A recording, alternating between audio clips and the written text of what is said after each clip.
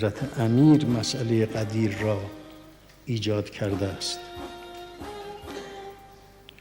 اون وجود شریف که منبع همه جهات بوده است موجب این شده است که قدیر پیش بیاد. قدیر برای ایشون ارزش ندارد، اون که ارزش دارد خود حضرت است که دنبال اون ارزش قدیر آمده است.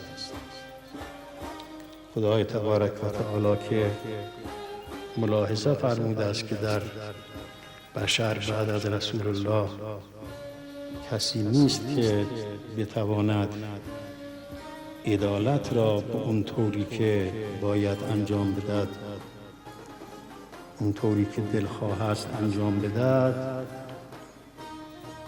مأمور می‌کند رسول الله را که این شخص را که